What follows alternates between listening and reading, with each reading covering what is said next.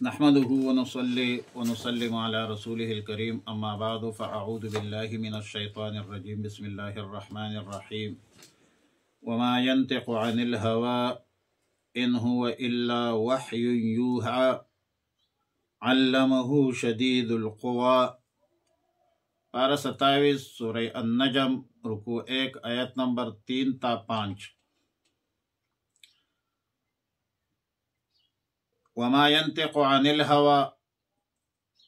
رسول اللہ صلی اللہ علیہ وسلم جو کچھ فرماتے ہیں وہ سب اللہ کی طرف سے وحی ہوتی ہے۔ وحی کی 3 اقسام اہل علم فرماتے ہیں۔ ایک قسم وحی کا وہ ہے جس کے الفاظ اور معانی دونوں اللہ کی طرف سے نازل ہو، جس کا نام قرآن ہے۔ دوسری قسم وحی وہ ہے جس کا معنی اللہ کی طرف سے ہو اور اس معنی کو رسول اللہ صلی اللہ علیہ وسلم نے اپنے الفاظ میں ادا فرمایا ہو۔ اس کا نام حدیث ہے اور سنت ہے، قول فعل حال رسول اللہ صلی اللہ علیہ وسلم کا۔ پھر حدیث میں جو مضمون اللہ کے طرف سے آتا ہے، کبھی وہ کسی معاملہ کا صاف واضح فیصلہ اور حکم ہوتا ہے، اور بعض اوقات قاعدہ کلیہ ہوتی ہے جس سے رسول اللہ صلی اللہ علیہ وسلم اپنے اجتہاد سے احکامات مستنبط کرتے ہیں، مستخرج کرتے ہیں۔ اب ظاہر ہے کہ اس استنباط، استخراج یا اجتہاد میں غلطی کا بھی امکان ہوتا ہے، لیکن رسول اللہ صلی اللہ علیہ وسلم کی یہ خصوصیت ہے کہ قاعدہ کلیہ سے اجتہاد کرتے وقت اگر غلطی ہو جائے تو اللہ رب العالمین کی طرف سے بذریعہ وحی اس کی اصلاح ہوتی ہے اور اصلاح کر دی جاتی ہے، اور غلطی جو ہے وہ قائم نہیں رہ سکتی۔ بخلاف دیگر ائمہ مجتہدین، علماء ربانیین کے، اگر اجتہاد میں غلطی ہو جائے تو وہ اس پر قائم رہ سکتے ہیں کیونکہ وحی کا سلسلہ بند ہے، اور ان مجتہدین اور علماء ربانیین کی خطا بھی معاف ہو جاتی ہے۔ صرف معاف نہیں بلکہ چونکہ دین کے سمجھنے میں اپنی قوت و طاقت صرف کرتے ہیں، اسی لیے اس قوت و طاقت کے صرف کرنے پر، جدوجہد پر ان کو بھی ثواب ملتا ہے، کذا فی الاحادیث صحیحہ۔ اب اس گفتگو سے بہت سارے شکوک، شبہات خود بخود ختم ہو گئی کہ رسول اللہ صلی اللہ علیہ وسلم جو کچھ فرماتے ہیں وہ سب وحی ہوتی ہے، من جانب اللہ ہوتی ہے۔ تو احادیث صحیحہ میں متعدد واقعات ایسے مذکور ہے کہ شروع میں ایک حکم ملا، پھر اس حکم کی تنسیخ ہوئی، حکم بدلا گیا، جو اس بات کی علامت ہے کہ یہ حکم اللہ کی طرف سے نہیں تھی بلکہ رسول اللہ صلی اللہ علیہ وسلم کی اجتہادی رائے تھی۔ تو اس مذکورہ تقریر میں ہم نے واضح کیا کہ بعض اوقات قاعدہ کلیہ کی شکل و صورت میں جو وحی نازل ہوتی ہے، اجتہاد رسول اللہ صلی اللہ علیہ وسلم نے اجتہاد کی ہو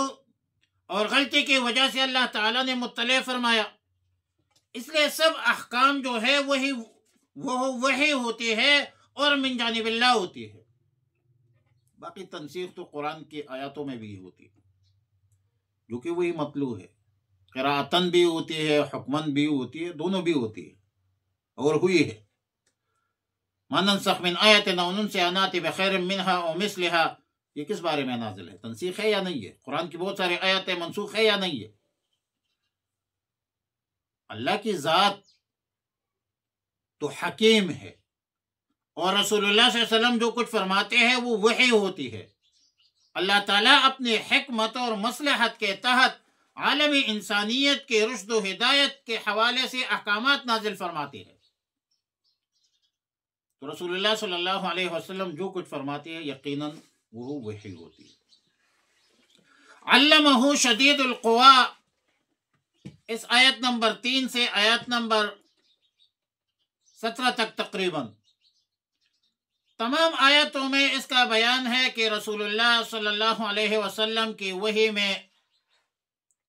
کسی شک شبہ کی کوئی گنجائش نہیں ہے۔ یہ اللہ کا کلام ہے اور اس میں کسی قسم کی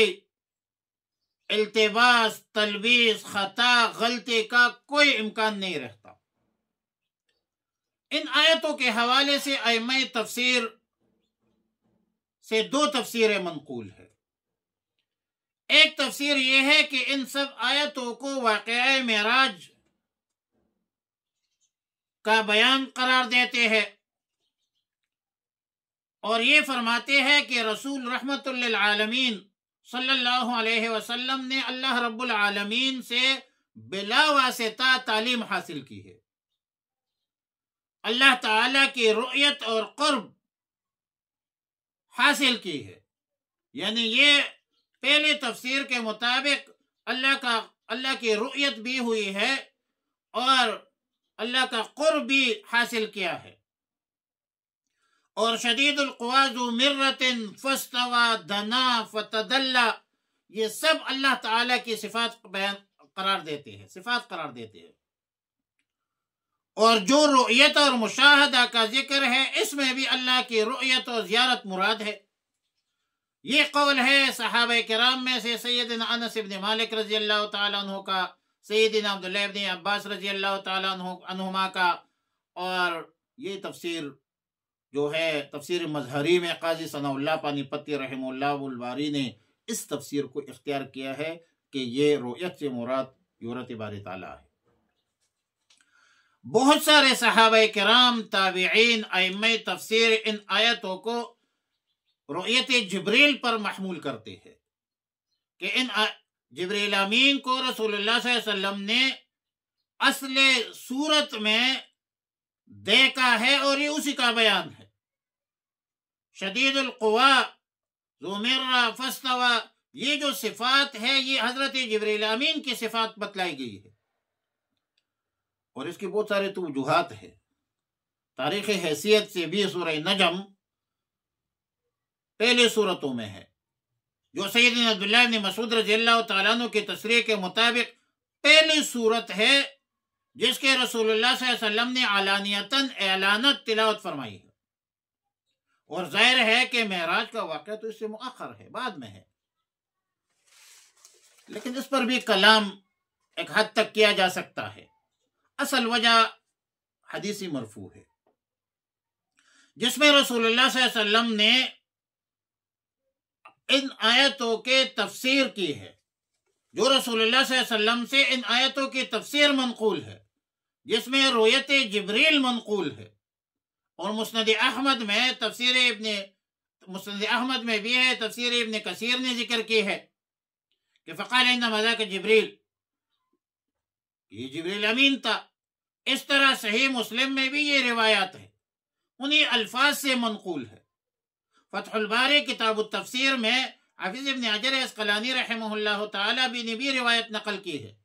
کہ ام المؤمنین حضرت عائشہ صدیقہ رضی اللہ تعالیٰ عنہ نے سوال کیا رسول اللہ صلی اللہ علیہ وسلم سے کہ حل رأیت ربک، کیا آپ نے اپنے رب کو دیکھا تھا؟ قال انما رأیت جبریل، انما رأیت جبریل منہبتا، میں نے جبریل امین کو اترتے ہوئے دیکھا ہے۔ صحیح بخاری میں شیبانی سے روایت ہے کہ حضرت ذر رضی اللہ رحمہ اللہ آیات کا مطلب یہ بیان فرماتے ہیں کہ فَقَانَ قَابَ قَوْسَيْنِ أَوْ أَدْنَىٰ، حضرت ذر فرماتے ہیں کہ ہمیں عبداللہ ابن مسعود رضی اللہ تعالیٰ عنہ نے حدیث بیان کی کہ رسول اللہ صلی اللہ علیہ وسلم نے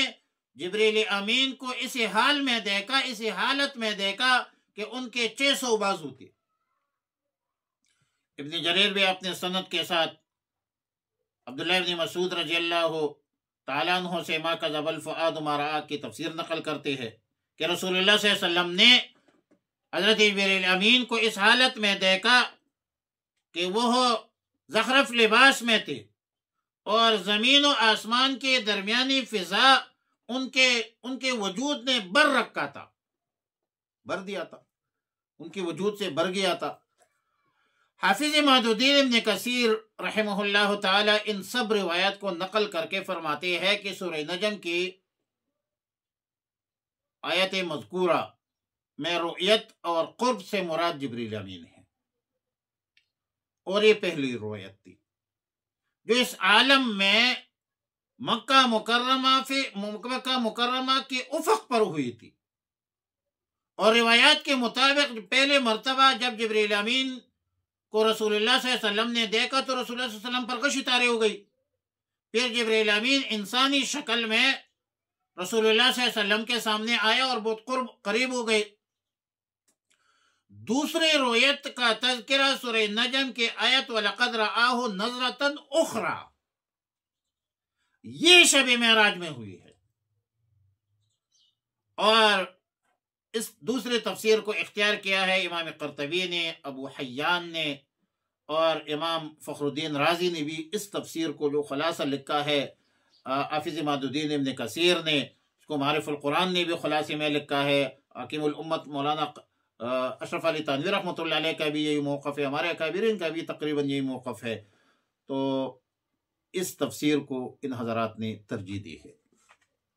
وما ينطق عن الهوى،